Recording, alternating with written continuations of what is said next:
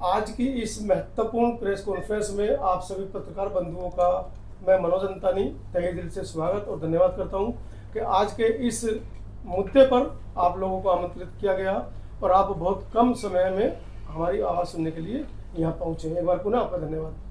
आज से लगभग 110 साल पहले, लगभग मैं बात कर रहा हूँ 1913 की, हमारे एक सम्राट हुए।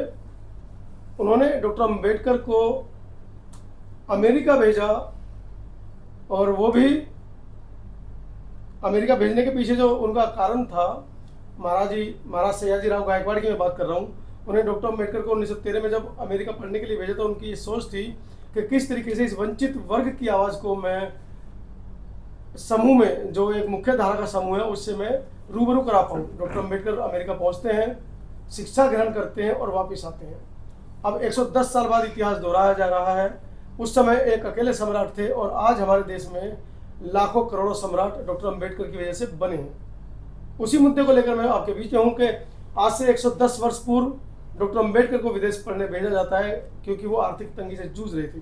ऐसे ही एक सम्राट हमारे बीच में आदर बैठे हैं, जिनको कहें तो पूरे देश के अंदर, देश ही नहीं विदेशों में भी जिस तरीके से एग्जाम इन्होंने पास किए हैं और बहुत सारी चीज़ें वो बताएंगे अपने आप।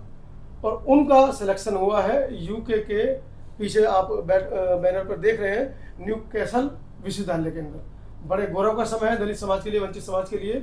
चर्चा को शुरू करेंगे। भूमिका मैंने बनाई है। आदर अपेक्षा के छोटे भाई हैं, अपेक्षा रंगारे को आप लगातार दिल्ली के अंदर दलित मुद्दों पर मुखर होकर अपनी आवाज़ बताते हुए, अपनी आवाज़ में वो किस तरीके से वक्तव्य रखती है उसको देखते हैं, जानते हैं। जयप्रकाश रंगारे, उनके फादर हमारे साथ में हैं। ये पूरा परिवार हमारे बीच में आज दिल्ली में है और सीधा चर्चा करते हैं। आदर, पहले अपने बारे में थोड़ा बताएं। जय भीम, नमो बुद्धाय सभी को। मेरा नाम आदर रंगारे है और मैं मध्य प्रदेश का एक ज़िला है बालाघाट करके, वहाँ पे एक छोटा सा गाँव है हट्टा, वहाँ से हम आते हैं।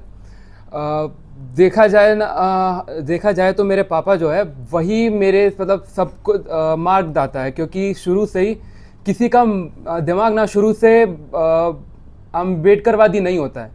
जो करते हैं वो भाषण सुन के, मम्मी पापा जो दिखाते हैं उससे ही बनता है। तो सबसे पहली बात तो मैं अपने पापा को धन्यवाद बोलना चाहूँगा और क्योंकि मेरी दिमाग को ऐसा बनाने के लिए कि मैं समाज के बारे में पहले सोचता हूँ। यही कारण है कि मेरी बहन भी अब स्पीचेस देती है समाज को जागरूक करने के लिए, और इसी के कारण मैं भी बाहर पढ़ने जा रहा हूँ, क्योंकि मैंने सब सारे लोगों के, जैसे कि रतनलाल सर जी के, लक्ष्मण यादव सर के, हम शुरू से उनकी स्पीचेस देख के बड़े हुए हैं। शंभू सर की न्यूज़ से सुन के बड़े हुए हैं, आप सब लोगों की न्यूज़ सुन के बड़े हुए हैं। तो मेरे पापा के दिमाग में जब अम्बेडकर जी को पापा ने पढ़े थे तो उनके दिमाग में यही था कि मेरे को अपने बच्चों को भेजना है तो बाहर पढ़ने भेजना है, क्योंकि डॉक्टर B.R. अम्बेडकर, जिनको सिंबल ऑफ नॉलेज बोला जाता है, उनने बोले थे कि शिक्षा, बाहर की जो शिक्षा है उसका लेवल कहीं नहीं मिल सकता आपको। आप यहाँ पढ़िए वो अच्छी बात है, लेकिन बाहर की शिक्षा उसका स्तर अलग होता है। इसीलिए यही कारण था कि जिसके कारण डॉक्टर B.R. अम्बेडकर बाहर पढ़ने गए थे, और यही चीज़ मेरे पापा के दिमाग में थी। इसी कारण की वजह से धीरे धीरे पापा ने हमारे दिमाग में भी डाले कि हमको ही बाहर पढ़ना है। और एक समय ऐसा आया कि मैंने भी सोच लिया कि अब मेरे को बाहर ही पढ़ना है। पापा के दिमाग में ये भी था कि पापा के जितना भी हो सकता है, पापा ने बोले थे उनसे ज़्यादा करेंगे, बस आप पढ़ो। और बाबा साहब भीमराव अम्बेडकर तो हमारे आइडियल थे। जैसा उनने पढ़े थे, बस मैंने सोच लिया कि वो लॉ पढ़ने गए थे तो मैं भी यूके में लॉ ही पढ़ने जाऊँगा। बिल्कुल, जैसा कि डॉक्टर अम्बेडकर की बहुत बड़ी कोटेशन है, अंग्रेजी शिक्षा, हालांकि इसको तोड़ मरोड़ के पेश कर दिया जाता है कि शिक्षा वह शेरनी का दूध है। डॉक्टर अम्बेडकर का जो ओरिजिनल जो कोटो है वो है, अंग्रेजी शिक्षा शेरनी का वह दूध है, जो पिएगा वो दाढ़ेगा। अंग्रेजी शिक्षा से मतलब उनका देश के अंदर अंग्रेजी का प्रचार प्रसार नहीं था, क्योंकि वो अंग्रेजी में बातचीत कर रहे थे। इसीलिए गोलमेज 1931, 32, 33 में वो अपनी बात अंग्रेजों तक समझा पाए। अगर वो अंग्रेजी नहीं बोल रहे होते तो मुझे लगता है कि उनकी बात को गोलमेज सम्मेलन, उसके बाद देश का कॉन्स्टिट्यूशन, किस तरीके से सारी बातें हुई हैं, वो कहीं ना कहीं अंग्रेजी शिक्षा पर उनकी पकड़ थी, इसलिए वो ये सब काम कर पाए। जयप्रकाश रंगा जी, स्वागत आपका। सर, क्या बच्चों को पिलाया है? मतलब बच्चे अभी तो, हम तो इस उम्र में आके डॉक्टर अम्बेडकर को पढ़ रहे हैं, समझ रहे हैं, और आपने तो बच्चों को 20-22 साल की उम्र में ही ये सब शिक्षा दे दी है। जैसे जैसे मैं अम्बेडकर की बुकें पढ़ते रहा, अपने महापुरुष की बुकें पढ़ते रहा, तो मुझे ये अनुभव हुआ कि बच्चों को पढ़ाना है, बहुत पढ़ाना है। और बाहर जैसे सभी हमारे जैसे इन्हें नाम लिए बेटा ने कि रतनलाल जी, शंभू जी कि बाहर की शिक्षा दो, वो सिरनी का दूध है, यहाँ की शिक्षा। तो मेरे दिमाग में भी यही आया कि मैं दोनों बच्चों को बाहर पढ़ाऊँगा। मेरी बेटी 12वीं में जबलपुर में थी, हमको उतना नॉलेज नहीं था बाहर कैसे पढ़ाए, तो उतनी जानकारी नहीं मिल पाई थी, तो इसलिए फिर दिल्ली यूनिवर्सिटी आई 12वीं करके। और यहाँ से जब 1-2 साल रही तो थोड़ा बहुत नॉलेज यहाँ से ली, तब इनने बताई अपना नॉलेज इसको कि ये एग्ज़ाम दो, ऐसे करो वैसे करो, उसका नॉलेज इसको फ़ायदा मिला।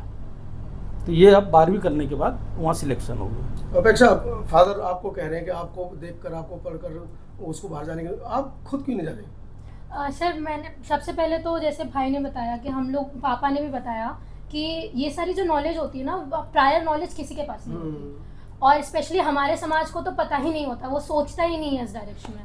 सो वी इवन डोंट नो कि कैसे कैसे ना क्या क्या चीज़ें होती है। और अभी जैसे जैसे मैं आपको प्रोसेस बताऊंगी तो आपको पता चलेगा कि आपको अगर फॉरेन यूनिवर्सिटी में पढ़ना है तो आपको 2 साल पहले से शुरुआत करनी होती है।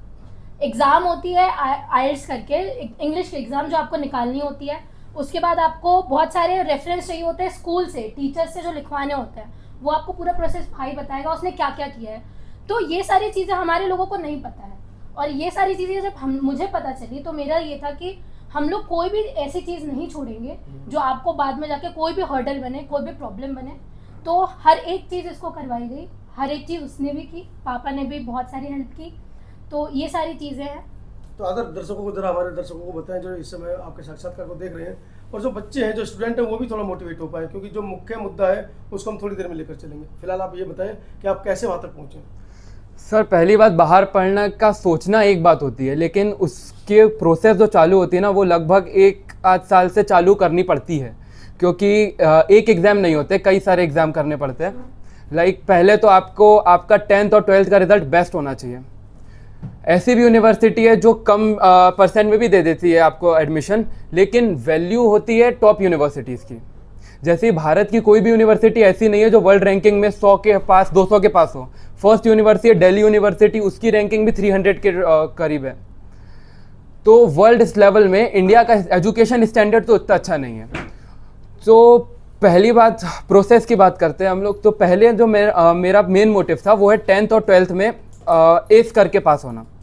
बिल्कुल सर, और मैं मेरिट में भी आया हूँ 10th और 12th दोनों में 90+ परसेंट आया मेरे।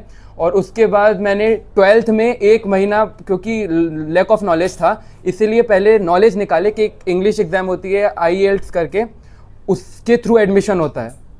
और तो पहले वो एग्ज़ाम करनी थी, तो और मेरे 12th भी चल रही थी, तो मेरे को क्या करना पड़ा, मेरे को 1 मंथ का गैप लेना पड़ा 12th के टाइम पे। तो उस बीच में मेरे 12th की स्टडीज़ पूरी ब्लैंक थी। उस समय सिर्फ मैं इस एग्ज़ाम की तैयारी कर रहा था। उस 1 मंथ के एग्ज़ाम में मैंने वो वाले एग्ज़ाम क्रैक किया, उसके बाद फिर 12th कंटिन्यू करके 12th क्रैक किया। और उसके बाद कुछ लेटर्स लगते हैं, जैसे कि रिकमेंडेशन लेटर रखते हैं और पर्सनल स्टेटमेंट लगता है। तो रिकमेंडेशन लेटर के लिए आपको टीचर की हेल्प चाहिए रहती है। तो मैंने अपने प्रिंसिपल से रिकमेंडेशन लेटर मांगा था, और हमारे प्रिंसिपल सर का नाम कुछ पांडे सर है, तो उनने तो बहुत घुमाया हमको। पापा को 2 बार, कई बार हमको प्रिंसिपल ऑफिस जाना पड़ा। लेकिन मेरा बैकग्राउंड अच्छा हो, एजुकेशन बैकग्राउंड होना अच्छा होने के बाद भी उन्होंने हमको बहुत घुमाए थे। मैं कई बार उनसे रिक्वेस्ट किया कि सर मेरे को जाना है यूनिवर्सिटीज़ के, मैंने एडमिशन के लिए अप्लाई करना चाहता हूँ, आप रिकमेंडेशन लेटर दे दीजिए। लेकिन उन कई समय के बाद हम लोग को कोई टीचर ने हेल्प की, उसके बाद हुआ वो वाला काम। फिर पर्सनल स्टेटमेंट भी देना पड़ता है कि आप बाहर पढ़ने क्यों जाना चाहते हैं। और उसमें मैंने डॉक्टर BR अम्बेडकर को पर्सनली मैंने मेंशन किया था कि वो पढ़े इसलिए मैं पढ़ना चाहता हूँ। और मैंने 5 यूनिवर्सिटी में भरा था UK के, और 5 से मेरे को एडमिशन आ गया था, लेटर आ चुका था। और मेरे को एक पर्सनली यूनिवर्सिटी ऑफ कैंट से मैसेज मिला था कि आपका स्टेटमेंट बहुत अच्छा लगा हमको पढ़ के। और एक और चीज़ मेरे दिमाग में रह गई है कि मेरा यूनिवर्सिटी ऑफ मैनचेस्टर में हो चुका था, लेकिन उसकी रैंकिंग 34 है वर्ल्ड में, लेकिन उसकी स्कॉलरशिप नहीं थी, इसलिए मेरे को रिजेक्ट करना पड़ा। और इस यही पैसों का अभाव अगर स्कॉलरशिप के लिए आपने कोई एग्जाम भी दिया था, बताए थे कि पूरे पूरे विश्व के सर 25 हाँ लोगों में सर, आपको- अभी जो मेरे को स्कॉलरशिप मिली है वो बहुत कॉम्पिटिटिव स्कॉलरशिप है। न्यूकासल यूनिवर्सिटी वो इसको स्कॉलरशिप देती है। उसमें क्या है कि आपको बहुत सारे क्वेश्चन के आंसर देने पड़ते हैं और लेटर्स लिख के भेजने पड़ते हैं यूनिवर्सिटी को। उसके बेसिस में और आपके मेरिट के बेसिस में, आपके एप्लीकेशन के बेसिस में आपको उसमें मिलता है स्कॉलरशिप वो। और वो स्कॉलरशिप बहुत कॉम्पिटिटिव है। उसमें वर्ल्ड के लगभग 25 to 30 लगभग बच्चों को स्कॉलरशिप मिलती है और वो 50% फीस डिडक्ट करती है। मैंने अप्लाई किया और विथ इन अ मंथ मेरा वो वाली स्कॉलरशिप भी आ चुकी थी।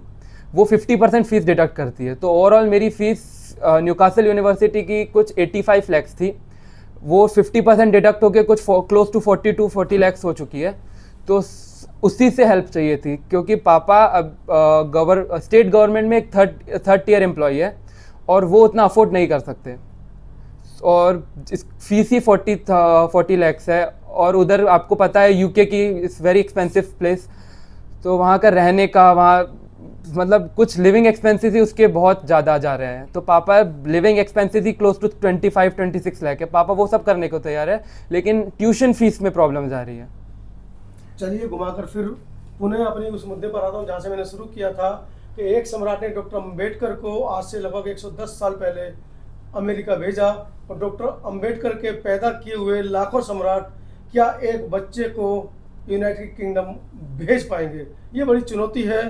और आने वाले 1 या 2 महीने में आदर यूके जाने वाले हैं। कहीं ना कहीं कुछ आर्थिक संकट उनके सामने आ रहे हैं, उनके परिवार के सामने आ रहे हैं। उसके बारे में बेहतर होगा कि हम अपेक्षा हमारे दर्शकों को बताएं क्या पूरा मामला है, कितनी कमी रह गई पूरे में। एक्चुअली सर, जैसा कि मेरे ब्रदर ने पहले बता दिया था कि लिविंग एक्सपेंस जो होता है यूके का, एज यू ऑल नो, कि वो बहुत ज़्यादा हाई लेवल है। एंड डे बाय डे जो इंडियन रुपीज़ है उसकी जो अमाउंट है वो गिरता जा रहा है, और पाउंड्स की वैल्यू जो है वो बढ़ती जा रही है। तो उसकी वजह से जो फ्लक्चुएशन है हमारे फीस में वो ज़्यादा से ज़्यादा आता जा रहा है। कुछ टाइम पहले जो फीस 42 तक हम लोगों को देनी थी वो अब बढ़ के 45 हो चुकी है। सो अब हम लोग तो इतना तो हम लोग जानते हैं कि हमारे जो लोग हैं वो इतना तो अफोर्ड नहीं कर सकते, नहीं दे सकते।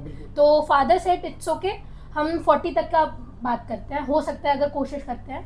तो आपको ये सारी जो प्रॉब्लम्स हम लोगों को आ रही थी वो इसलिए वजह से आ रही थी क्योंकि हमारी करेंसी इतनी कम है ना, कमजोर है, कम डे बाय डे उसका लैक होता जा रहा है। दूसरी बात, जो लिविंग एक्सपेंस है वही ऑलमोस्ट 30 के आसपास, 30 लाख के आसपास आता जा रहा है। तो स्टेट गवर्नमेंट के एम्प्लॉय को अगर वो सारी चीज़ें फुलफिल करनी है तो वो ऑब्वियस सी बात है कि वो कोई प्रॉपर्टी नहीं बनाएगा अपने लिए, वो अपने लिए कोई पर्सनल एक्सपेंस की चीज़ें नहीं खरीदेगा, वो बच्चों की पढ़ाई के लिए बचाएगा। वैसे ही मेरे फादर ने किया, उन्होंने बचाया, और जो बची हुई चीज़ें हैं, जो बचा हुआ अमाउंट है वो अब वो भाई के एक्सपेंस में लगा रहे हैं। तो ऑल टोटल हम लोगों को जो पर्सनली ज़रूरत है वो 40 लाख की ज़रूरत है, जो इसकी ट्यूशन फीस कवर करने के लिए। ये एक बहुत बड़ा अमाउंट है एक वंचित वर्ग के एकाकी परिवार के लिए। 40 लाख रुपए, मुझे लगता है कि एक सरकारी कर्मचारी जो द्वितीय श्रेणी में नौकरी कर रहा है पूरे जिंदगी में वो 40 लाख रुपए मुझे लगता है कि रिटायरमेंट के बाद शायद नहीं बचा पाता है। रंगारी जी, कैसे आप इस पूरे मामले को देख रहे हैं? अब हम साक्षात्कार के अंत की तरफ जा रहे हैं। आपने जॉब की, नौकरी की और अपने बच्चे को पढ़ाना चाह रहे हैं, लेकिन वहीं दूसरी तरफ लोग कह रहे हैं कि आप तो क्रीमी लेयर में आए हैं, इस तरह की भी आवाज़ होती है, लेकिन उसके बावजूद आप बच्चे की फीस नहीं इकट्ठा कर पा रहे हैं। तो क्या कहना चाहेंगे, क्या डिमांड करना चाह रहे हैं? रहने वगैरह की फीस है और ऐसे 30-35 लाख आ रही है। जैसे अभी वीज़ा के लिए भी 4 लाख लग रहे हैं, ये मैं अफोर्ड कर लूँगा। जी जी, जो अभी तक बचाया, ये किया, कोई प्रॉपर्टी नहीं खरीदा हूँ, वो मैं इनकी शिक्षा में डाल दूँगा। लेकिन जो फीस है 40 लाख, वो उसके लिए प्रॉब्लम जा रही है। चलिए यही बेहतर है, यही हमारे लिए एक बड़ी खबर है कि हमारे बच्चे ने कम से कम वो एग्जाम्स क्रैक कर वहाँ तक पहुँचे तो सही, वरना तो जैसे आपने क्रीमी लेयर की बात की, ऑनेस्टली स्पीकिंग जिनके जो हम लोगों के स्टेट गवर्नमेंट स्कॉलरशिप देती हैं, जो सेंट्रल गवर्नमेंट स्कॉलरशिप देती है, उनका क्राइटेरिया ये होता है कि आपका जो एनुअल इनकम होनी चाहिए वो 5 लाख होनी चाहिए। और हम लोगों की, जैसे फादर ने भी बताया, वीज़ा का ही जो फीस है वो 4 लाख लग रहा है करीब। तो जिनकी 1 साल की तो जो ऑल टोटल मतलब वो जितना अपना पढ़ाई करेगा उसकी, तो जो क्रिमिनल वाले जो 5 लाख के नीचे वाले लोग हैं वो तो कभी सोच ही नहीं सकते। बिल्कुल। और जो गवर्नमेंट है, गवर्नमेंट की पॉलिसीज ये हैं कि क्रिमिनल वो हो जाता है जो 5 लाख से ऊपर है, अप्रोक्सीमेट 8 लाख जिनकी इनकम है। तो हमारी 7 लाख के पास पापा की एनुअल इनकम बनती है कट पिट के। इतना होने के बाद हम लोगों को इतनी सारी प्रॉब्लम्स आ रही है, तो वी वर थिंकिंग कि हमारे लोगों को कितनी प्रॉब्लम्स आती होंगी जो ये सब अफोर्ड नहीं कर सकते। मतलब एट लास्ट यही है कि सरकार आपको दे रही है, मतलब आपके पास अगर दांत है तो आपको आप चने नहीं चबा सकते, है ना। आपके पास दांत नहीं है तो वो आपको चने ला के दे रही है कि आप खा लीजिए। तो इट्स लाइक दैट स्कॉलरशिप, तो वो प्रैक्टिकली पॉसिबल ही नहीं था। लेकिन हमारे देखिए सरकार कहते हैं कि हम गरीब बच्चों को विदेश भेज रहे हैं पढ़ने के लिए, ऐसा कोई मौका मिला आपको? दूसरा नंबर कि एजुकेशन लोन की सुविधा भी होती है स्टूडेंट्स के लिए, क्या आपने वहाँ ट्राई किया था? सर पहली बात तो ये जो गवर्नमेंट है, सर पहली बात तो गवर्नमेंट हमारे कंट्री के स्कूल बंद कर रही है। अभी आपने उत्तर प्रदेश की खबर सुनी होगी। अब वो ऐसी गवर्नमेंट जो कंट्री के स्कूल बंद कर रही है, हम उससे उम्मीद क्या कर सकते हैं कि वो स्कॉलरशिप देगी पहली। और अभी महाराष्ट्र गवर्नमेंट कुछ समय पहले एक स्कॉलरशिप दे रही थी, वो सिर्फ दो बच्चे उसकी उपलब्धि उठा पाए, बाकी बाद में स्कॉलरशिप बंद कर दी। और सर हमारे समाज को ना सर क्या है, नॉलेज बहुत कमी है। अगर मेरी बहन को नॉलेज होती तो डेफिनेटली 12th के बाद वो भी जाती, क्योंकि हम दोनों के हम पापा ने शुरू में हम मन में डाल दिया था कि पढ़ने बाहर जाना है। अब मेरी बहन की बात है, क्योंकि लैक ऑफ नॉलेज था तो दिल्ली आना पड़ा। सर तो हमारे समाज में तो बहुत कम नॉलेज है सर। अब लोग उनको पहले सोचना पड़ेगा बाहर पढ़ने जाने का, फिर देखना पड़ेगा स्कॉलरशिप है कि नहीं है, और गवर्नमेंट तो स्कॉलरशिप नहीं देती। लोन की सुविधा मिल सकती है क्या आपको? सर लोन की सुविधा है सर, लेकिन मैंने पूछा था सर, लेकिन मेरे को अभी सिर्फ LLB नहीं करना है। अभी मैं LLB करने के लिए लॉ के लिए जा रहा हूँ। LLB के पास बाद बहुत सारी एग्ज़ाम्स है सर, जैसे कि LLM करना है मेरे को, उसके बाद बार एग्ज़ाम की एग्ज़ाम देनी है। और सर एक बात है मेरे मन में सर, हमारे समाज के लोग सिर्फ और सिर्फ सुप्रीम कोर्ट तक सोचते हैं। हमारे समाज अभी एक इंटरनेशनल कोर्ट भी है और वहाँ पर भी हमारे समाजों को रिप्रेजेंटेशन नहीं है। मैं वहाँ जाने की सोच रहा हूँ। तो सर सिर्फ LLB करने से नहीं होगा। अगर मैंने अभी लोन ले भी लिया तो सर इंटरेस्ट वो सब करके मैं अपने पढ़ाई में फोकस नहीं कर पाऊँगा। मेरे को अपने समाज को रिप्रेजेंटेशन करवाना है इंटरनेशनल कोर्ट में। चलिए, बहरहाल एक बड़ी चुनौती है। 40-45 लाख रुपए की जो कह सकते हैं कि अटकलें लगाई जा रही हैं कि इतना पैसा होगा तो हमारा आदर विदेश पहुंच पाएगा। इसी मुद्दे को लेकर आज हम आपके सामने रूबरू हुए थे। नीचे आदर के पेरेंट्स का नीचे अकाउंट नंबर स्क्रॉल में चल रहा है, साथ में बारकोड भी है। आपसे जितना ज़्यादा से ज़्यादा हो सकता है यथासंभव एक आर्थिक सहयोग करें। और हमने पीछे लिखा भी है, समस्या है तो समाधान है, आओ आर्थिक सहयोग करें। इससे पूर्व भी हम लोगों ने कई बार अपने बच्चों के लिए आवाज़ें उठाई हैं और 25-30 लाख रुपए इकट्ठे कर हम लोग अपने बहुत सारे बच्चों को, जो होनहार बच्चे हैं, उनको विदेशों में शिक्षा ग्रहण अभी भी वर्तमान में वो बच्चे पढ़ रहे हैं। आदर के बारे में भी आपको मुझे लगता है कि पॉजिटिव होकर सोचना चाहिए। और ज़्यादा बड़ी रकम भी नहीं है। अगर हमारे समाज को 40 करोड़ की संख्या दी जाती है कि वंचित समाज की संख्या 40 करोड़ है और आप 50 पैसे भी डालेंगे तो बच्चे की फीस पूरी हो जाएगी। लेकिन फिर भी कोशिश कीजिएगा जितनी ज़्यादा से ज़्यादा आप सहयोग कर पाएँ, आदर के लिए करें। धन्यवाद।